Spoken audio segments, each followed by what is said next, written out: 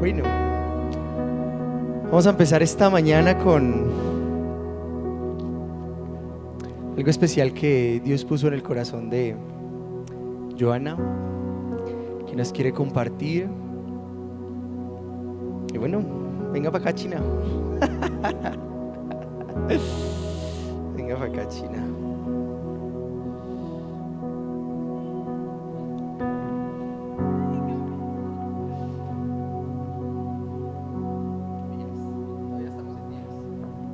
Muy buenos días para todos. Bueno, la mayoría saben que yo le tengo como pánico escénico, entonces con mucha paciencia me tocó escribir unas cuantas cositas. Bueno, hoy yo quiero agradecerles a todos ustedes por las oraciones que hicieron a favor de mi vida. Para mí son un regalo maravilloso porque sé que son valiosas delante de Dios y también creo en el poder de ellas. También quiero agradecer a todas las personitas que estuvieron pendientes y preguntaron por mí, a quienes me escribieron y que por favor me disculpen por no responder aún los mensajitos, son muchos. También quisiera contarles un poquito de lo que me llevó a estar en aquel lugar, que pues me imagino que muchos saben. He crecido llena de muchos miedos, inseguridades, dependencia emocional y la aprobación de las personas. Desde el año pasado he orado mucho para que Dios me haga libre en Él. Sé que Él ha escuchado mi oración. El estar allí fue una gran prueba.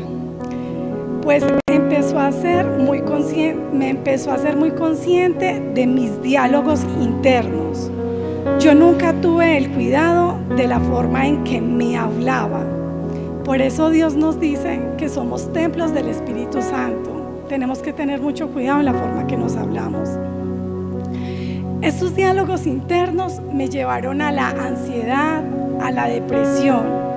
Y ahora puedo entender por qué Dios habla en meditar en su palabra siempre. Porque tenemos que tener cuidado lo que nos hablamos nosotros mismos. Debo ser más precavida con lo que me digo. Sentía que todo se estaba saliendo de control y busqué ayuda. Aunque esto me hacía sentir vergüenza, porque era una hija de Dios, porque leía su palabra, porque tenía tiempos con Él, pero sin embargo no meditaba mucho en su palabra, sino que hablaba conmigo misma, no de una forma muy apropiada. La vergüenza también era una forma de violentarme. Hoy ruego a Dios por una libertad total en Cristo Jesús. No entendía que con mis propias palabras estaba siendo prisionera del pánico, de la ansiedad y de la depresión. También oro por una sanidad completa en Cristo Jesús y por una identidad en Cristo Jesús. Porque cuando estaba niña sufrí mucho maltrato psicológico. Usted no puede, usted no sirve para nada, usted no es capaz. Y yo me aferré a eso. Entonces mi identidad ya no era mi propia identidad, sino las palabras que siempre lanzaron hacia mí. Creo que Él me llevó realmente a un campo de batalla, porque estar allí no es nada fácil, donde me mostró su poder. Yo no lo hubiera resistido sola, siempre estuvo conmigo y lo sentí muy cercano a Dios. Sé que el miedo es un lazo que amarra y no deja avanzar. La timidez es un orgullo oculto a equivocarnos y a quedar mal delante de las personas. La ansiedad y la depresión son diálogos internos inapropiados. Y hoy sé y creo que Dios tiene el poder suficiente para traer esa libertad en cada una de las áreas de mi vida, y será una manifestación de su amor y de su misericordia. Yo quería contarles un poquito de lo que me pasó y de recordarles la importancia de sabernos hablar. ¿Qué es lo que nosotros estamos hablando? ¿Cómo nos estamos hablando? Y bueno, eso es todo. Quiero hacer una oracioncita. Padre, yo te doy muchas gracias porque tú eres un Dios grande, porque tú eres un Dios poderoso, porque tú eres tan real, Señor. Y sabemos que todo lo que nosotros vivimos, Señor, no es en vano. es una manifestación de tu amor, Señor.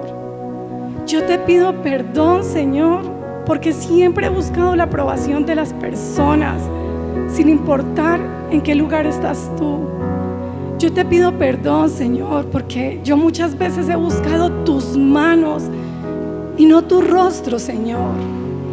Yo te pido perdón porque he buscado otras cosas en otras personas, Señor, y no he buscado a quien realmente ama mi alma.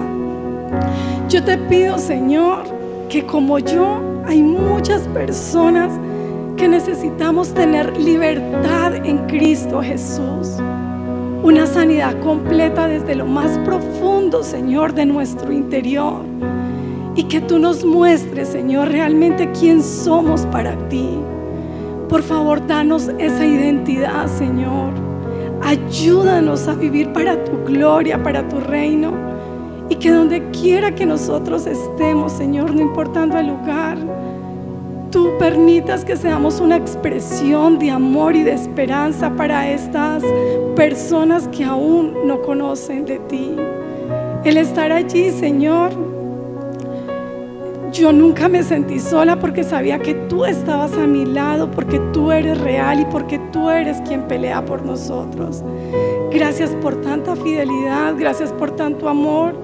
Y hoy estoy aquí también por obediencia, porque quiero y creo en una libertad completa, Señor. Gracias, gracias por tanto amor. Yo te pido por mi vida y por todos los que estamos aquí en este lugar, Señor, para que no nos dejes ser iguales y para que tengamos más cuidado de lo que están alimentándose nuestra mente y nuestro corazón. Permite que seamos más precavidos, Señor, con lo que escuchamos y con lo que vemos, porque tú dices que los ojos y los oídos son las ventanas del alma, Señor. Ayúdanos a que toda la gloria y la honra siempre te la demos a ti, Señor, y que no se la estemos dando al enemigo, porque él empieza a crear una fortaleza, Señor, que luego es tan difícil desbaratar, sino con tu poder, Señor. Gracias, gracias por tu amor y gracias, Señor, porque en este día yo sé que tú estás obrando. En el nombre de Jesús, amén y amén.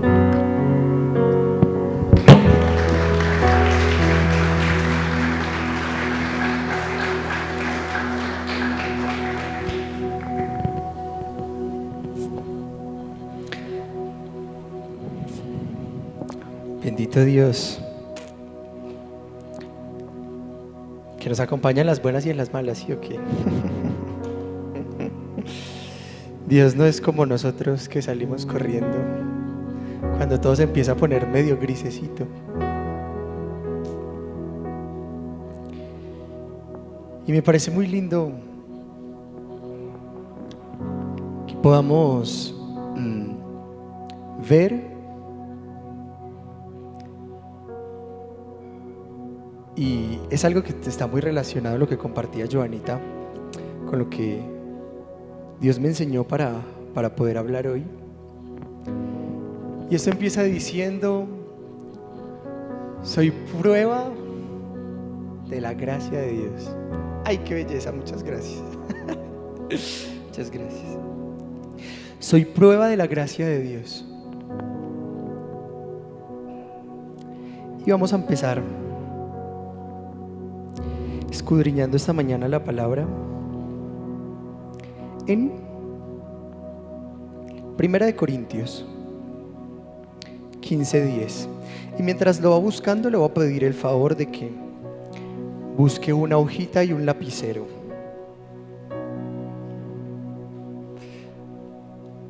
Una hojita y un lapicero. Está muy duro. Está muy duro, está bien. Uy. Hola, hola, hola, sí.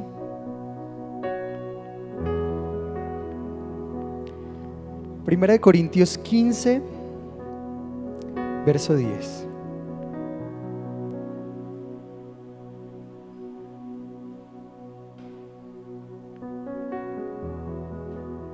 ¿Están ahí? Dice: pero por la gracia de Dios soy lo que soy. Y la gracia que Él me concedió no fue infructuosa. Al contrario, he trabajado con más tesón que todos ellos, aunque no yo, sino la gracia de Dios que está conmigo. De nuevo: pero por la gracia de Dios soy lo que soy, y la gracia que Él me concedió no fue infructuosa. Al contrario, he trabajado con más tesón que todos ellos, aunque no yo, sino la gracia de Dios que está conmigo. Todos ya tienen su hojita y su lapicero. Consígase una. Mentiras, no. O pueden por el celular, no tengo problema. Quiero que nos tomemos 5 minuticos para responder una pregunta que quizás muchas veces es muy existencial y dura de responder. ¿Quiénes somos nosotros? ¿Quién es usted hoy? Entonces usted ahí se va a tomar esos 5 minuticos para escribir quizá algo que abarque su pasado y de dónde Dios lo sacó. Quizá que usted se pueda devolver en toda su vida y hacer un recorrido de toda su vida y pensar quizás heridas sin sanar, que quizás nos podamos venir un poquito a nuestro presente y usted pueda escribir ahí sus luchas, sus fragilidades, sus miedos. También puede escribir sus talentos, sus habilidades, sus victorias, sus logros alcanzados. Quizás también puede plasmar ahí un poquito de lo que piensa para su futuro, qué sueños tiene, qué metas quisiera alcanzar. Y le voy a pedir un favor: no se ahorre el ejercicio de hacerlo. Muchas veces nos sentamos a pensar simplemente en ay, sí, pero pasar a escribirlo y a hacer memoria y a recordarlo nos va a servir para lo que el Señor nos quiere enseñar hoy. Así que hágalo lo más ágil que se pueda. 2 minuticos para eso. Nadie le va a pedir la hoja, nadie la va a leer, es solo usted y la hojita. Y procure no mirarle al vecino. Usted y su hojita, no más.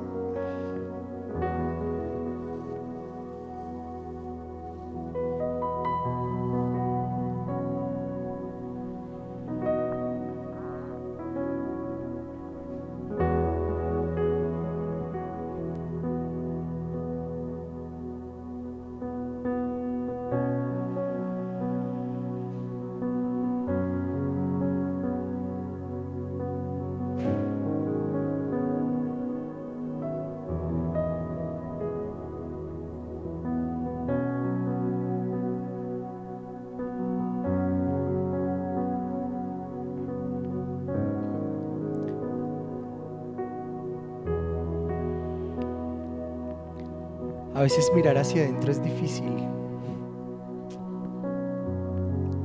Quizá estas cositas nos llevan a momentos que no nos gustan tanto, momentos de tristeza, momentos de dolor.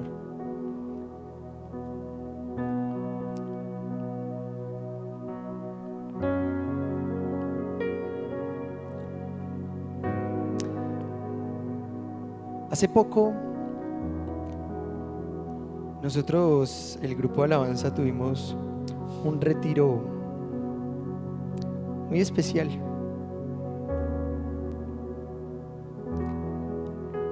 Y en todo ese ejercicio del retiro pusieron un ejemplo que a mí me gustó mucho. Vamos a empezar hablando del un huevito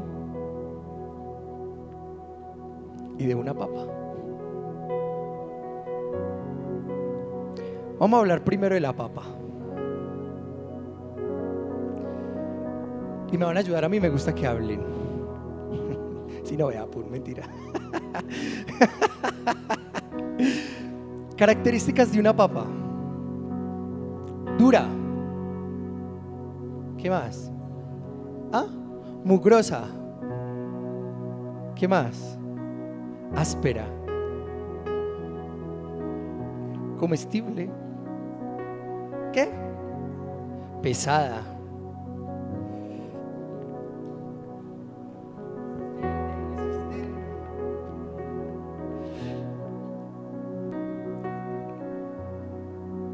Dura, ¿sí o qué?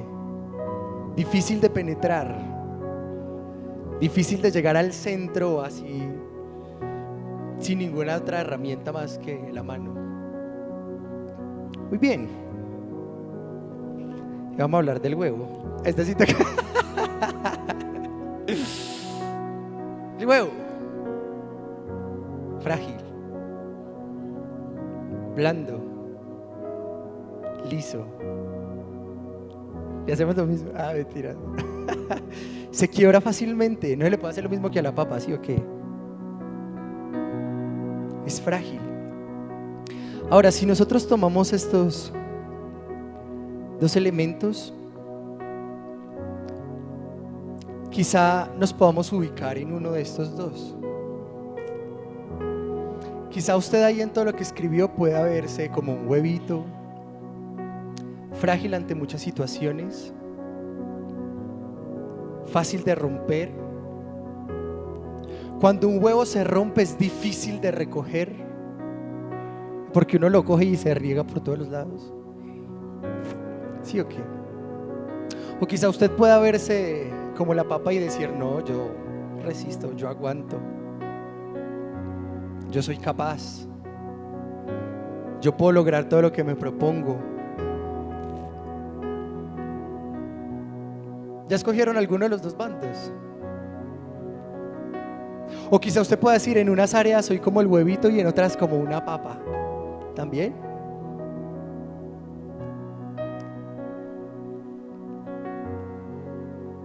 Entonces sí, vamos a hablar de una persona que tenga el carácter como la papa. Quizá podemos decir que es autosuficiente, orgullosa, ególatra.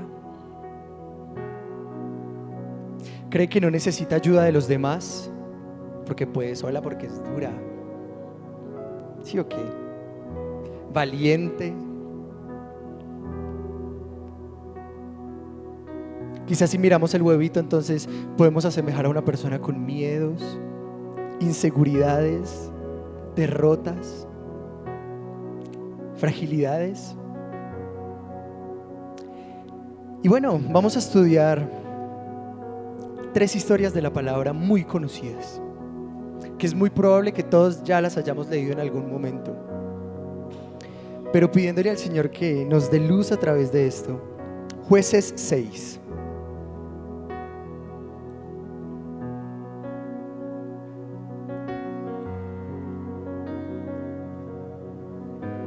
¿Han escuchado la vida de Gedeón?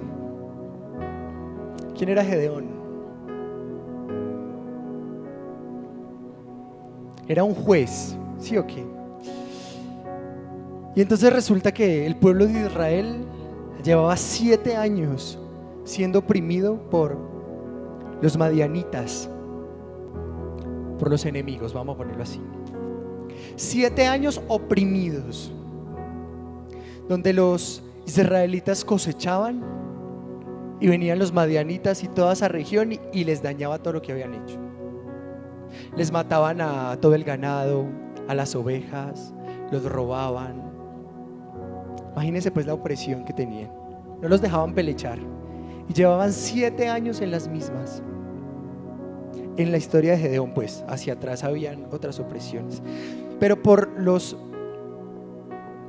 se me olvidó, los madianitas llevaban 7 años siendo oprimidos por ellos. Y entonces se le aparece el Señor a Gedeón. Vamos por favor al verso 11.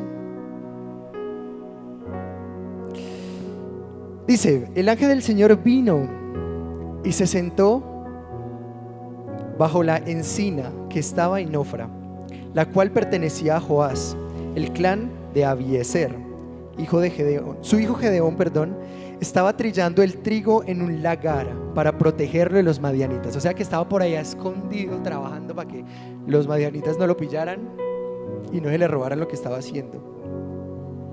Y se le apareció el Señor y le dijo: el Señor está contigo, guerrero valiente. Pero Señor, replicó Gedeón, si el Señor está con nosotros, ¿cómo es que nos sucede todo esto? ¿Dónde están todas las maravillas que nos contaban nuestros padres cuando decían: el Señor nos sacó de Egipto? La verdad es que el Señor nos ha desamparado y nos ha entregado en manos de Madián. El Señor le dijo: ve con la fuerza que tienes y salvarás a Israel del poder de Madián. Yo soy quien te envía. Pero Señor, objetó Gedeón, ¿cómo voy a salvar yo a Israel? Mi clan es el más débil de la tribu y yo soy el más insignificante de mi familia. Pille pues. Y el Señor le dijo: tú derrotarás a los madianitas como si fueran un solo hombre, porque yo estaré contigo. Pero Señor, luego le dice: Señor, si me he ganado tu favor, dame una señal de que en realidad eres tú quien está hablando conmigo. Yo estoy leyendo otra versión, pero ¿van conmigo? Bueno. Te ruego que no te vayas hasta que yo vuelva y traiga mi ofrenda y la ponga delante de ti. Esperaré hasta que vuelvas, le dice el Señor. Gedeón se fue a preparar un cabrito, además con una media de harina. Hizo panes sin levadura. Luego puso la carne en una cesta y el caldo en una olla. Luego los llevó y los ofreció al ángel bajo la encina. El ángel del Señor le dijo: toma la carne y el pan sin levadura y ponlo sobre la roca y derrama el caldo. Y así lo hizo Gedeón. Y entonces, con la punta del bastón que llevaba en la mano, el ángel del Señor tocó la carne y el pan sin levadura, y de la roca salió fuego que consumió la carne y el pan. Luego el ángel del Señor desapareció de su vista. Cuando Gedeón se dio cuenta que se trataba del ángel del Señor, dijo: ay de mí, Señor y Dios, que he visto al ángel del Señor cara a cara. El Señor le dice: quédate tranquilo, no temas, no vas a morir. Entonces Gedeón construyó allí un altar y lo llamó: el Señor es la paz, el cual hasta el día de hoy se encuentra en Ofra, de Abiezer. Muy bien. ¿A dónde ubicamos a Gedeón? ¿En la papa o en el huevo?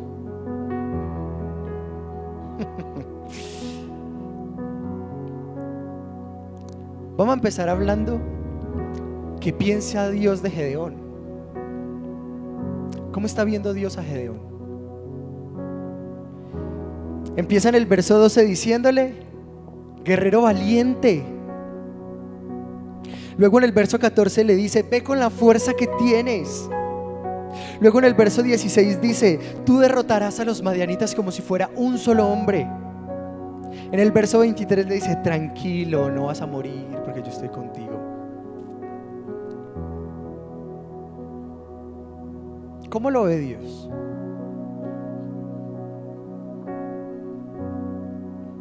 Ahora nos preguntamos: ¿cómo se ve Gedeón a sí mismo? Frágil, miedoso.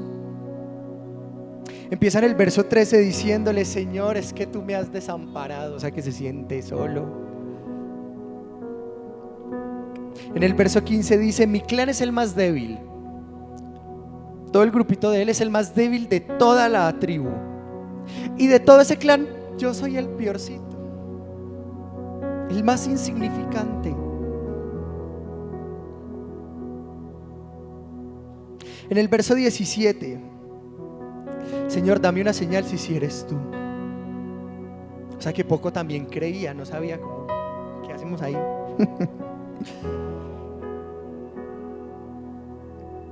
Tremendo, ¿no les parece? Porque estoy seguro que aquí Gedeón no se está inventando lo que siente, él tiene miedo. Es frágil. Pero Dios lo ve y le dice: tú eres un guerrero valiente, eres un hombre con fuerza, eres un hombre.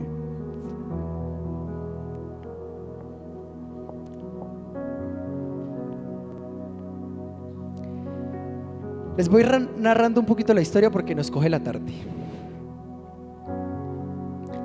Luego, entonces empieza Gedeón: bueno, Señor, listo, tú me vas a mandar a mí. Gedeón tiene miedo, ¿sí o qué? Pero listo, Señor, tú me vas a mandar a mí.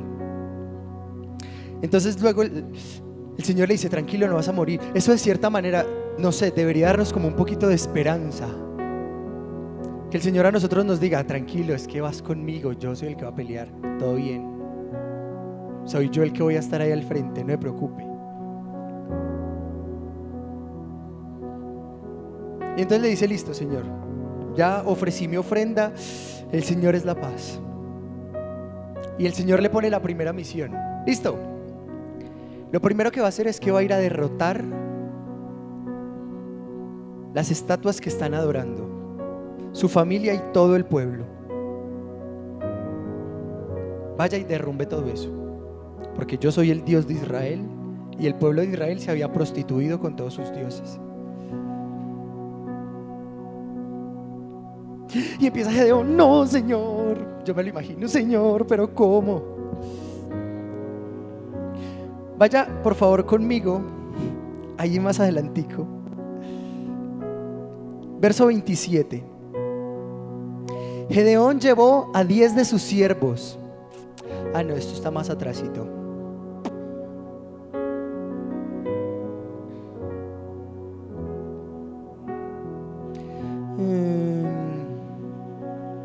No, sí, verso 27. Gedeón llevó a 10 de sus siervos e hizo lo que el Señor le había ordenado, pero en lugar de hacerlo de día, lo hizo de noche. ¿Pues qué? Tenía miedo. Señor, yo lo hice. Que nadie me vea, pero yo lo hice.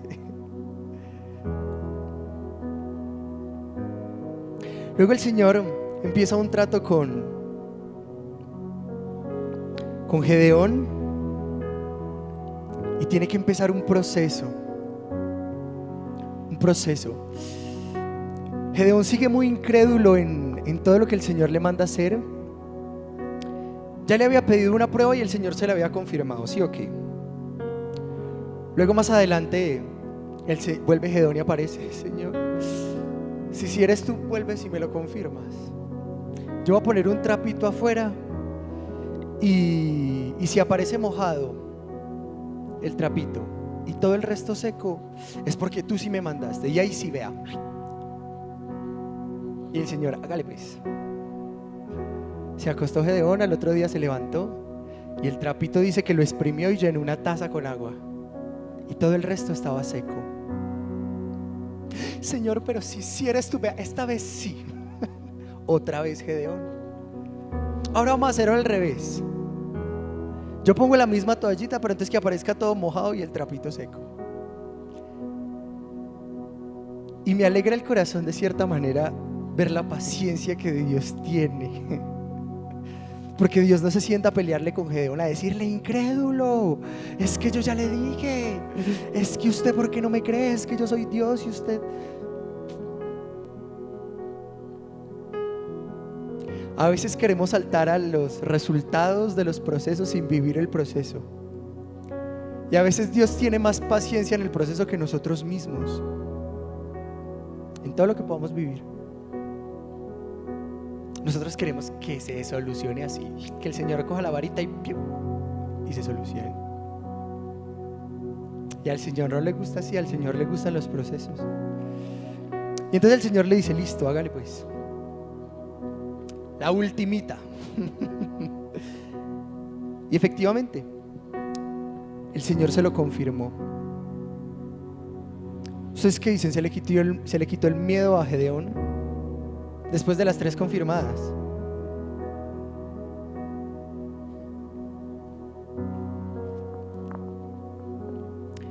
Y empieza el trato con Gedeón. Empieza el proceso. Hay algo muy especial en todo lo anterior que leímos, y es que siempre que Dios le dice: tranquilo, no temas, porque yo estoy contigo. No temas porque yo estoy contigo. Y para que eso fuese claro en el corazón de Gedeón, el Señor tenía que quitarle todo lo que a Gedeón le diera un poquito de seguridad. Y entonces empieza el Señor: listo. Yo aquí les estoy contando la historia muy narradamente, ustedes van y la estudian bien juiciosos. El Señor le dice: listo, hay que meternos al campamento de los madianitas porque nos vamos a enfrentar. Así que vaya, toque las trompetas y convóqueme a todos los soldados. Y 32,000 soldados. Bueno, aguanta. Yo tengo miedo, pero uno le pega un poquito de la valentía con los soldados, ¿sí o qué? Por ahí hay un dicho en el mundo, no me lo copien, que no somos machos, pero somos muchos. 32,000, uno se siente seguro. Uno se siente seguro. Bueno, de cierta medida. Y entonces empieza el Señor: listo, no, eso es mucha gente. Vaya, pregunta y diga: los que tengan miedo que se devuelvan para la casa. Y se devolvieron 22,000. Uno bien miedoso, liderando todo eso, y uno dice: bueno, aquí estoy con mis miedos, pero estoy respaldado, y mira para atrás. Quedan 10,000. Ay, eso yo creo que, yo no sé, yo me pongo en los zapatos de Gedeón en mi humanidad y no sé, me da de todo. Porque recuerden, llevan 7 años siendo oprimidos y no han podido salir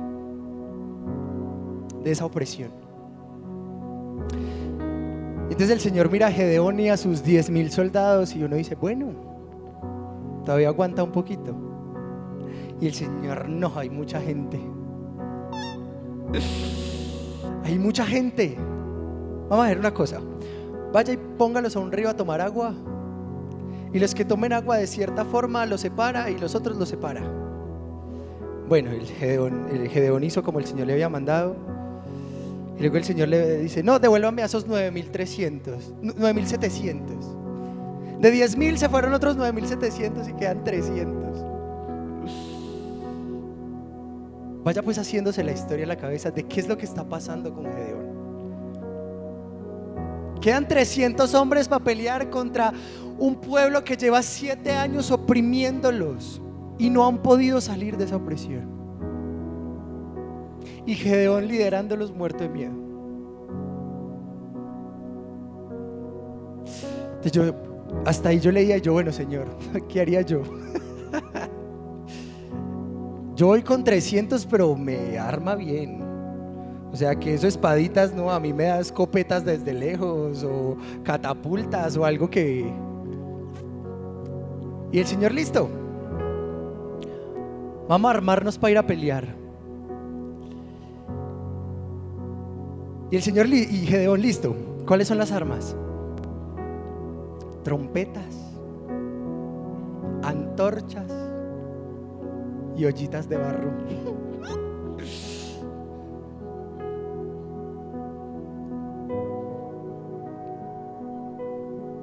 ¿Cómo la ven? Esto es loco. Yo, mientras estudiaba eso, yo decía: Señor, es increíble los métodos de Dios. Son necesarios para nosotros, porque claro, nosotros buscamos algo de que sentirnos un poquito seguros. Ya no es ni los muchos, ni los que no tenían miedo. Ya vamos sin armas a pelear a punta de antorcha y ollitas de barro.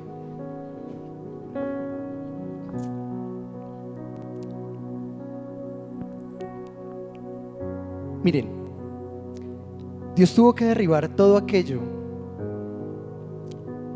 que le daba seguridad a Gedeón, que proviniera de métodos humanos. Todo. Porque la enseñanza para Gedeón era una: aunque yo soy débil, aunque soy miedoso, aunque soy frágil, aunque soy incapaz, no soy yo, es Jesús en mí. Y ahí nos podemos devolver otra vez al inicio. Eso es gracia. En nuestros miedos, en nuestras angustias, en nuestros fracasos, en lo que no podemos controlar, en la fragilidad de un huevo, cuando Dios está en nosotros y es Dios quien pelea por nosotros, es gracia, pura gracia. Entonces hay que hacer un tratamiento con este huevito. ¿Cómo hacemos para endurecer este huevito?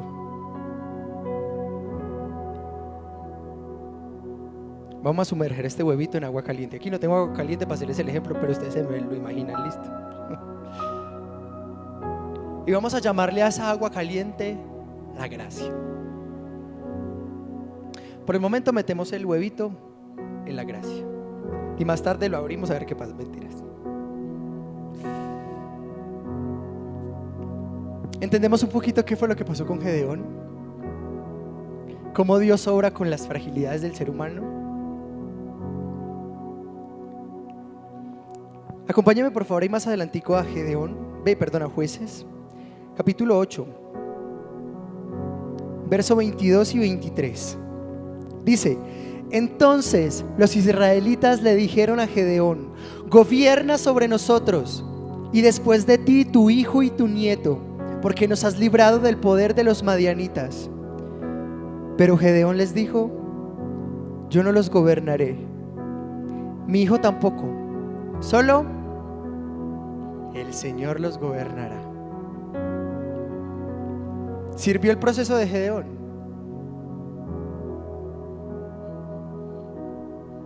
¿Se le fueron los miedos a Gedeón? Quizá no, quizá sí. Quizá cada que Gedeón se mirara decía: sigo teniendo tantos miedos. Quizá cada que Gedeón mirara hacia adentro: sigo siendo tan inseguro. Pero lo que Dios pretendía enseñarle es que no es Gedeón, es lo que Jesús puede hacer a través de la fragilidad. Y eso es gracia. Bueno, vámonos para alguien que se parezca a una papa. A ver, que hagan ustedes cuentas de los hombres de la Biblia, de todas las personas que pasaron por la Biblia. A ver, ¿quién de pronto se parece a una papa? ¿Quién?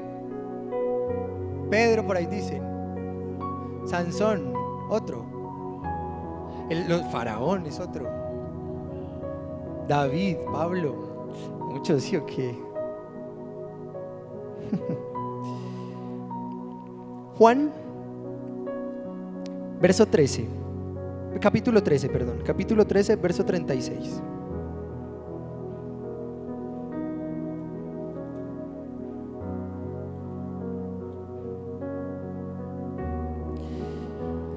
Y entonces está el Señor reunido con sus discípulos. Están en la última cena. Y el Señor va a salir. Y Pedro le dice: ¿a dónde vas, Señor?, preguntó Simón Pedro. El Señor le contesta: a donde yo voy, no puedes seguirme ahora, pero me seguirás más tarde. Señor, insistió Pedro, porque no puedo seguirte si hasta mi vida pondré por ti. Y el Señor le dice: ¿vas a dar la vida por mí? Te lo aseguro, le dice el Señor, que antes de que cante el gallo me negarás 3 veces. Vamos a mirar a Pedro y a Gedeón. Pedro le está diciendo: Señor, para donde usted me mande, sin miedo al éxito. Para donde usted me mande. Si es necesario, yo me voy para la cárcel y yo me pongo al frente para que a usted no lo maten. Así soy yo, vea. Ese era Pedro, un hombre impulsivo, un hombre que se sentía capaz, un hombre que se sentía fuerte, valiente. ¿Sí o no? Lucas 22:47.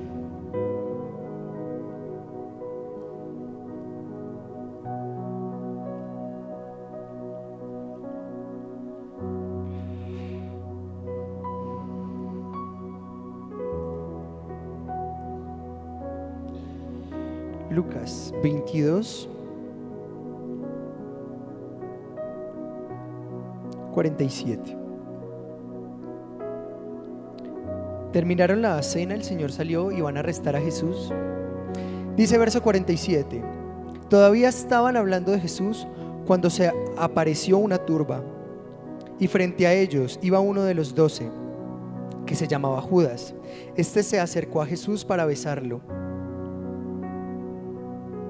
Mentiras, es el 54, no 47 sino 54. No, es el, sí, ahí donde vamos.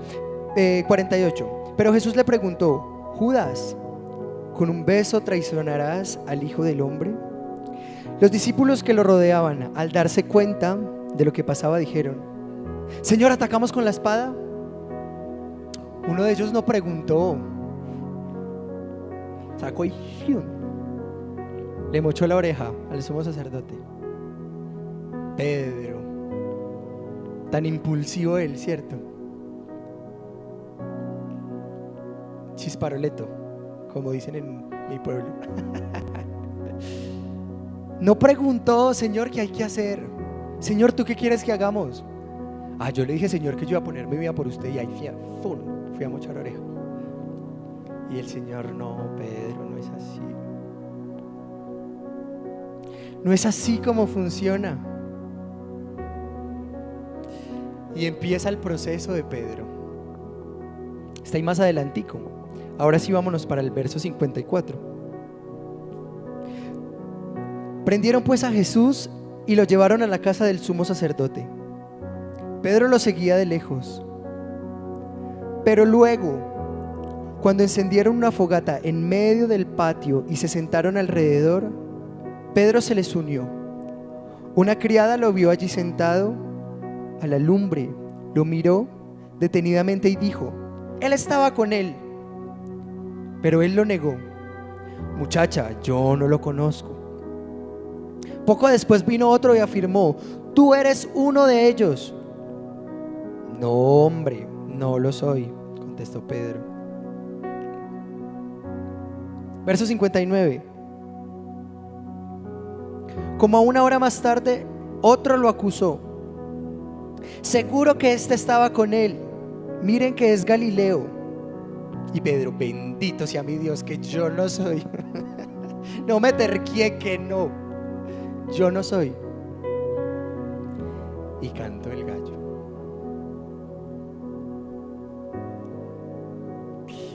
Y más adelantico del gallo estaba Jesús. Imagínese pues usted. Y no estaba Jesús para decirle: se lo dije. Mucho tilín, tilín y nada de paletas. No está Jesús ahí para acusarlo. Pedro necesitaba encontrarse con esa mirada para entender que no era él. Que su valentía, que su autosuficiencia, que el creer que era valiente, de ser el primero que reaccionaba, no era suficiente.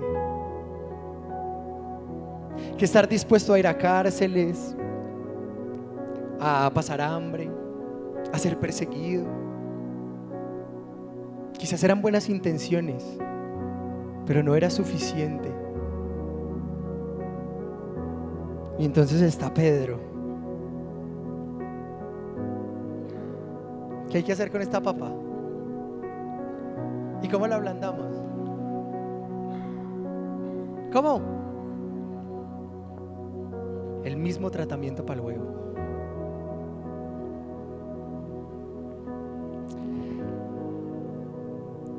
La iglesia, como les decía, podemos vernos más cuando nos miramos a nosotros mismos individualmente. Podemos parecernos a un huevito o podemos parecernos a una papa. El punto es que ambas son una debilidad. Ambas. Así que los que nos consideramos como una papita, que somos fuertes y resistentes a muchas cosas, no podremos mirar a un huevo y decirle: usted está llorando por eso. Sea fuerte. Usted no puede, que está con Dios. Y los que están en el huevito pueden mirar una papa y decirle: uy, tan tosco. No, pues que tiene a Dios. Uy, tan duro. Ambos necesitan el mismo tratamiento, y ese es sumergidos en la gracia. Que para el ejemplo, ¿cuál es la gracia? El agua caliente, ¿sí o qué? Es el mismo tratamiento, porque este huevo hay que endurecerlo un poquito. Sin embargo, cuando este huevo queda duro, sigue siendo moldeable, sigue siendo tratable. Este huevo, por más que se cocine, nunca va a llegar a la dureza de una papa, ¿sí o qué?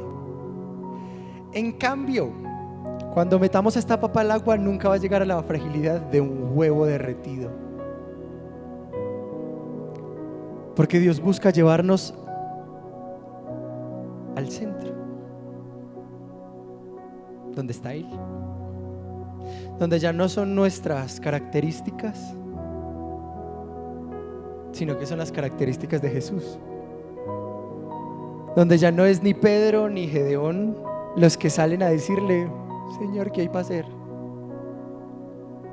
Sino que ya es Jesús en Gedeón, en Pedro, en usted y en mí. ¿Cómo la va viendo? ¿Sí llenaron la listica? El cuaderno. ¿Quiénes no hicieron la tarea? Esa listica es importante para esto, para que reconozcamos en qué lugar estamos. Y lo más importante, para que en el lugar en el que estemos no es de sentirnos culpables, sino que es de correr a la solución. ¿Qué es? La gracia de Dios.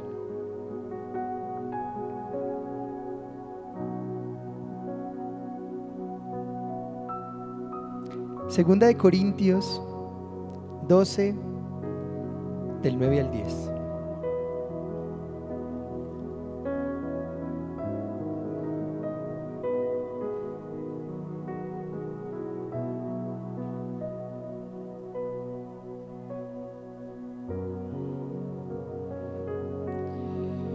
Pero Él me dijo: bástate en mi gracia, pues mi poder se perfecciona en la debilidad.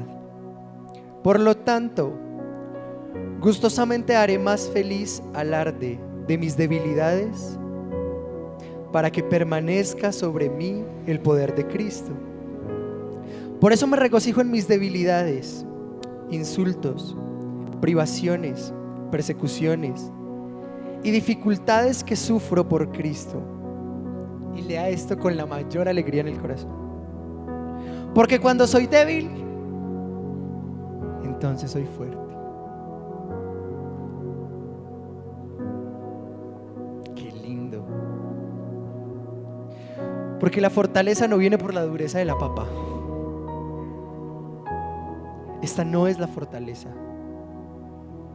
No es la fortaleza que por lo menos Dios quiere para nuestras vidas. No es este tipo de dureza y de coraza que nada le penetra y nada le pasa. Cuando dice soy débil, cuando puedo mirar toda esta coraza y entender que soy débil en esta coraza, o cuando pueda mirar toda la fragilidad y decir, Señor, soy débil en toda esta fragilidad, entonces cuando soy débil, soy fuerte. Y no por ti ni por mí, sino por que Él está en nosotros. ¿No les parece muy lindo?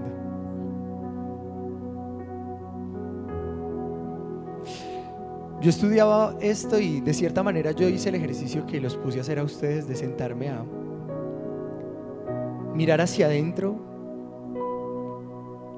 y mirar en mi carácter a qué se parece más.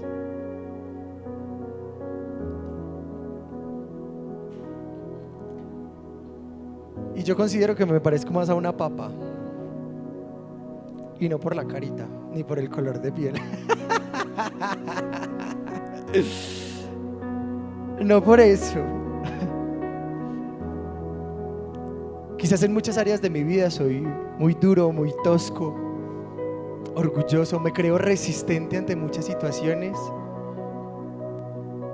Y la enseñanza para mí no es la fortaleza que el Señor quiere. No es el lugar donde Dios nos quiere tener. Hombres fuertes que no les duele nada y que aquí estoy en mi dureza y en mi coraza. No. El Señor nos quiere en un lugar moldeable, donde el Señor pueda darnos formita a su gusto. Y el proceso por el agua caliente a veces es durito. Es durito, pero bendito Dios. Todo esto se debe a una cosa. Todos aquí somos pecadores. ¿Hay uno que no de pronto?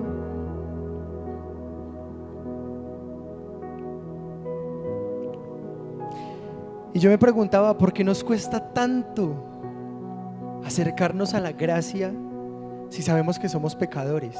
¿Por qué? ¿Por qué nos cuesta tanto acercarnos a la gracia?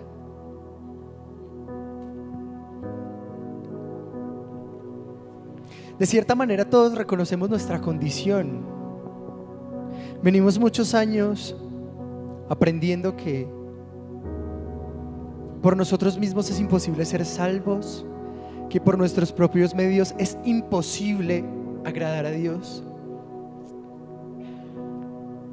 Entonces yo pensaba, ¿por qué es tan difícil, Señor? ¿Por qué es tan difícil la gracia o acercarnos entendiendo que soy pecador? Y creo que es porque, aunque tenemos conciencia de nuestro pecado, poco sabemos de cómo es Jesús. A veces la imagen de Jesús está muy empañada por nuestras vivencias, por nuestras experiencias, por cómo me trataron en la iglesia. Uy, es que el pastor me regañó. Si eso es el pastor, ¿cómo será Jesús? El pastor me sentó 6 meses. Si eso es el Señor, ¿cómo será Jesús? Por lo que hemos aprendido quizás desde niños. Quizá tenemos una imagen de Jesús no sé si un poco distorsionada, pero creo que a medida de cómo entendemos cómo es Jesús, será más fácil para ambas partes ir a la gracia. Bueno, la gracia ha venido a nosotros, pero poder reconocerla y aceptarla y disfrutarla.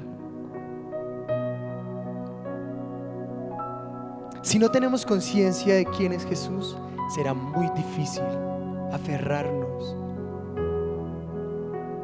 en las situaciones que podamos vivir.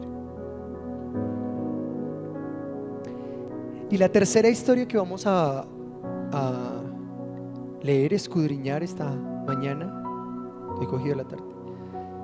La tercera historia es muy conocida, estoy seguro que todo el mundo aquí la ha leído, pero que Dios permita que nuestro corazón pueda ser movido por eso. Juan 8, verso 11.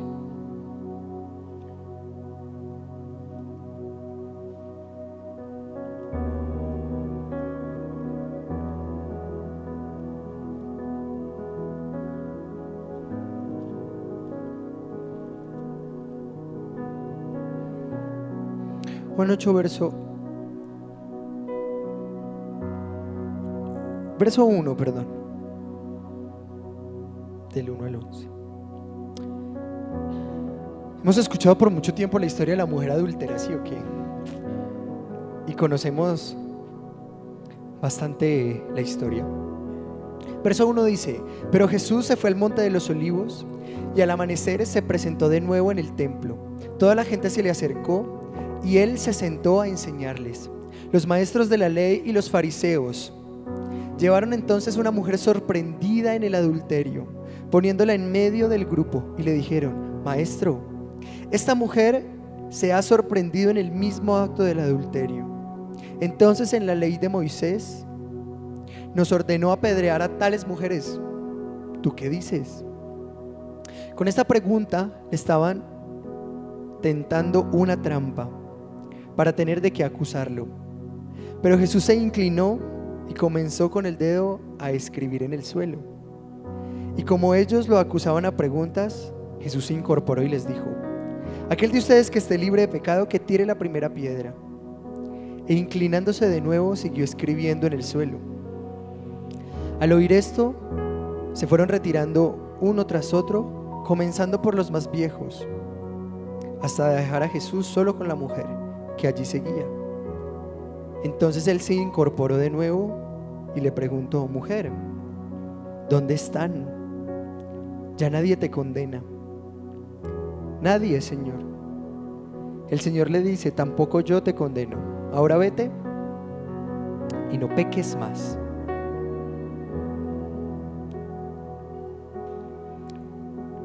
¿Quiénes son los carepapa en esta historia? ¿Quiénes? Los fariseos, ¿sí o qué?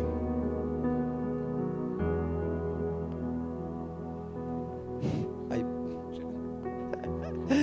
Los fariseos, el huevito, la mujer. Reconocemos esas dos partes en la historia. Aquí están las dos juntas. Está la iglesia, que se parecía a la mujer en su fragilidad, y están los maestros de la ley con una dureza en el corazón impresionante. Los dos están en la historia. Voy a tratar de resumirles esto. Les voy a dejar unos versículos para que porfa lo puedan leer en casa. En el verso 1 dice que Jesús estaba en el monte de los olivos, y este lugar era bastante especial para Jesús. Jesús siempre iba a este monte a relacionarse con el Padre, y cada que Jesús iba, a Jesús le era revelado o era entrenado, capacitado para lo que iba a pasar. Les recuerdo que Jesús era hombre, aunque era Dios, era hombre. Como dice, pasó hambre, pasó necesidades, pasó muchas cosas. Y por eso Jesús necesitaba estar en una continua relación con el Padre. Y siempre que pasan momentos importantes en la vida de Jesús, dice que Jesús estaba en un monte, en el otro, relacionándose con el Señor, siendo lleno de lo que necesitaba para lo que venía. Y estoy seguro que aquí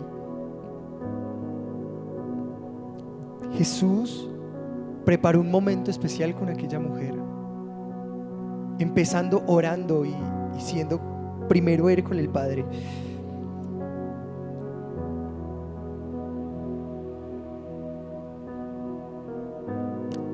En el verso 5, en la ley de Moisés nos ordenó apedrear a tales mujeres. ¿Ustedes qué dicen? ¿Eso es verdad o no? ¿Sí está así o qué? Les voy a dar 2 versículos y los leen por favor en la casita. Levítico 20:10 y Deuteronomio 22:22. Resulta que eso era una verdad, pero una verdad a medias.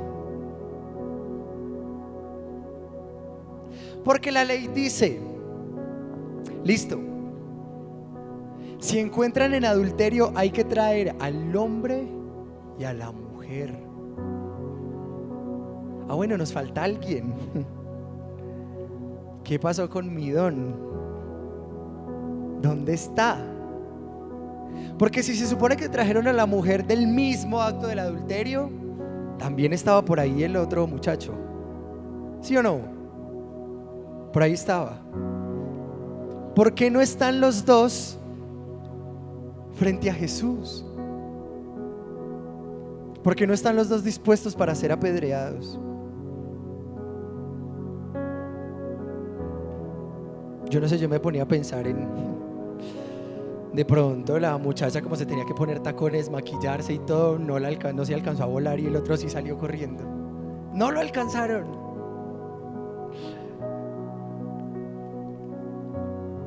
Así son los religiosos.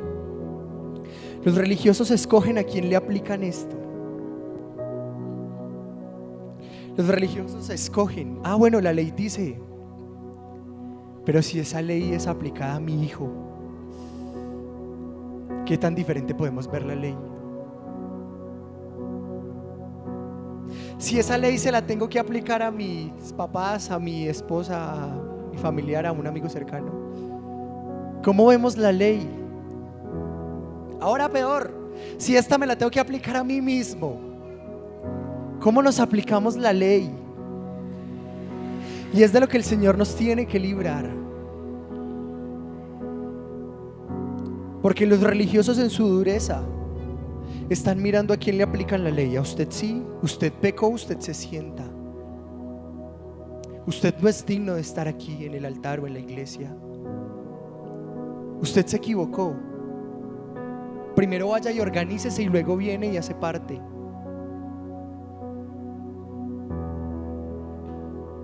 Esos son los religiosos. Porque cuando esa misma ley hay que aplicarla cuando miramos hacia adentro, ya decimos, no es tan grave.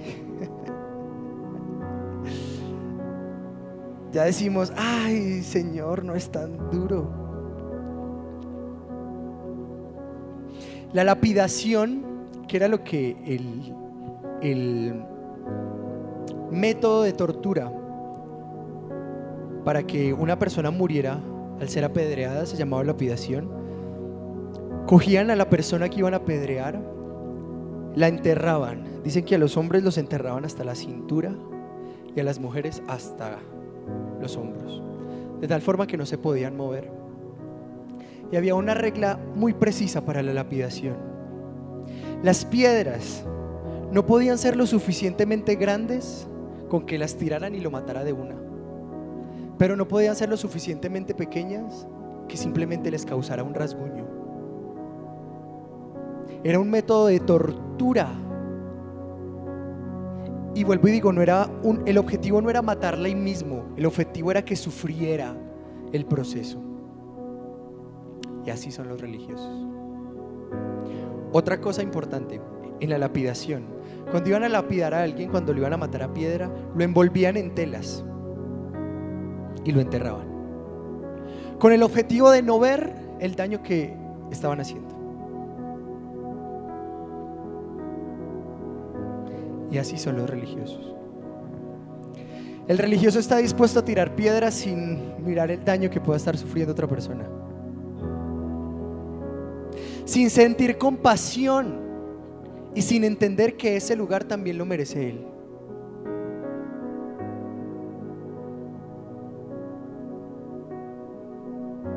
Tremendo.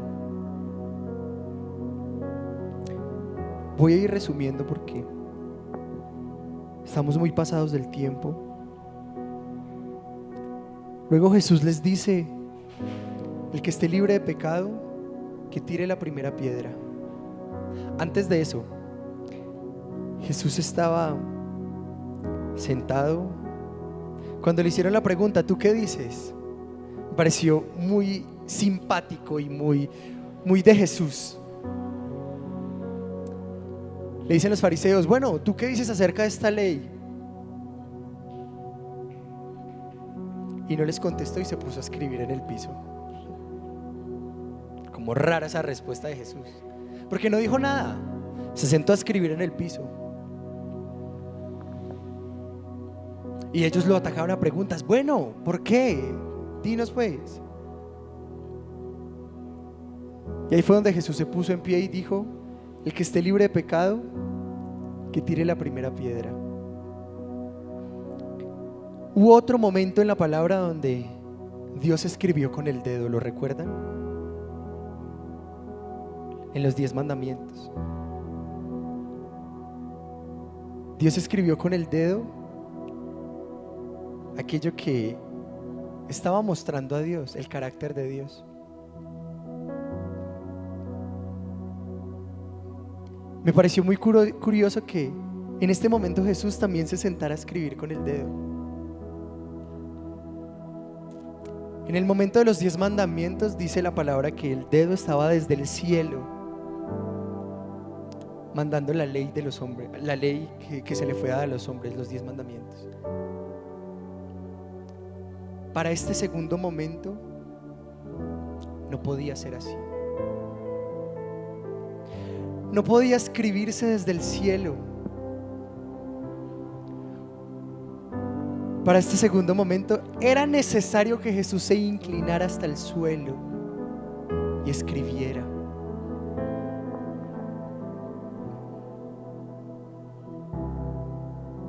Era necesario.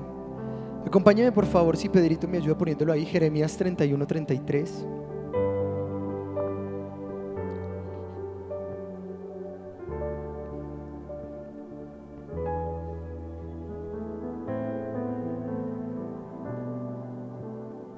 Jeremías 31:33 dice: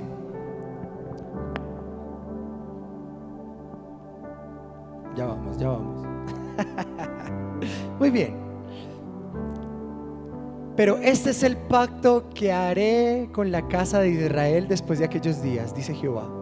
Daré mi ley en su mente y la escribiré en su corazón. Yo seré a ellos por Dios y ellos serán mi pueblo. Ay, qué lindo. La ley ya no fue dada en tablas de piedra. La ley fue escrita en el corazón y en la mente de su pueblo. Para que esto fuese posible, Jesús se tenía que inclinar hasta el suelo. No podía ser desde el cielo como fue hecho en el primer pacto. El primer pacto fue la ley que mostraba el carácter de Dios, que ningún hombre podía cumplir. Era necesaria la gracia para nosotros como pueblo. Y para que esta gracia fuese revelada, Jesús se tuvo que inclinar hasta el suelo, porque dice la palabra que nosotros fuimos formados del polvo y al polvo volveremos. Así que hay muchas hipótesis de lo que Jesús estaba escribiendo ahí en el piso. Muchos dicen que estaba escribiendo los pecados de todos sin nombres. Otro dice que estaba escribiendo los nombres de cada uno sin los pecados. Pero más allá de saber qué era lo que estaba escribiendo, era lo que Jesús quería enseñar. La ley fue escrita en los corazones y era necesaria la humillación de Jesús hasta el suelo para nosotros poder recibir esa gracia y ese favor. Cuando dice Jesús que cada uno de los fariseos fue acusado por su conciencia, son fariseos y son duros de corazón. Eso quiere decir que no es, ay no, yo dije una mentirita y ella adulteró, porque así eran ellos. Ellos fueron acusados porque los pecados de su corazón eran igual de graves y lo reconocieron. Reconocieron la gravedad de su pecado, igual que el de aquella mujer.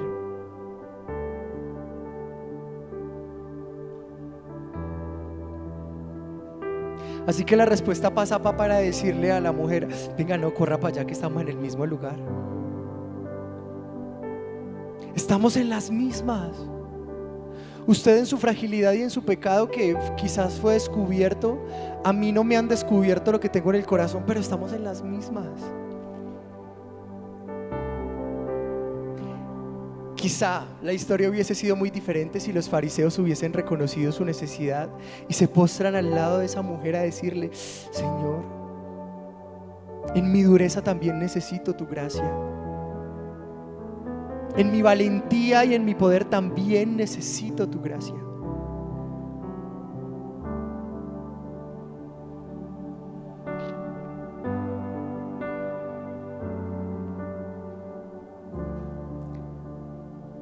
Jesús no es un fariseo más. No lo es, ni se parece.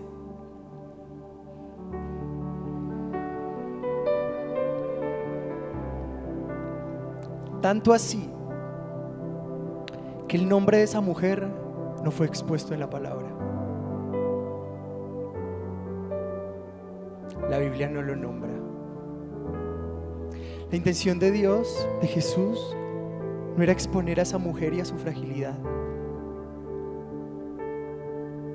No era hacerla sentir culpable por su pecado.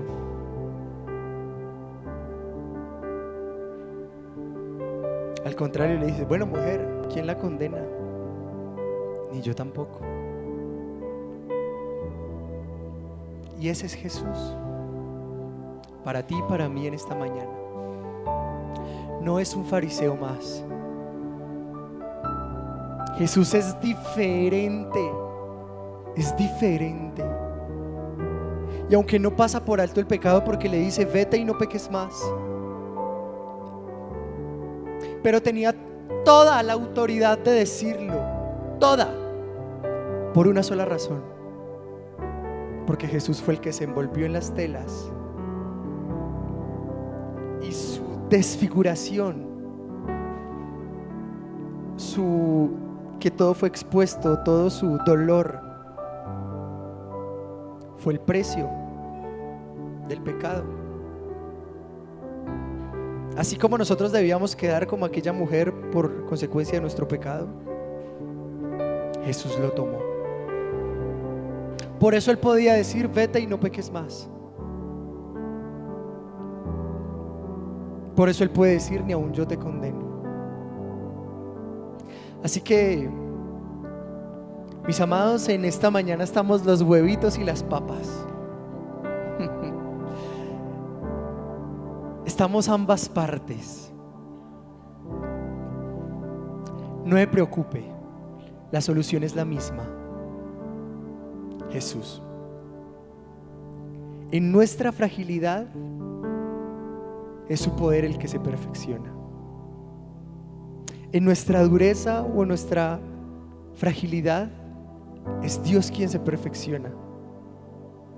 En las dificultades de nuestra vida es Dios quien se perfecciona, a punto de que entendamos quién es Jesús para cada uno de nosotros. Amén. Pongámonos sobre nuestros pies Oremos. Señor.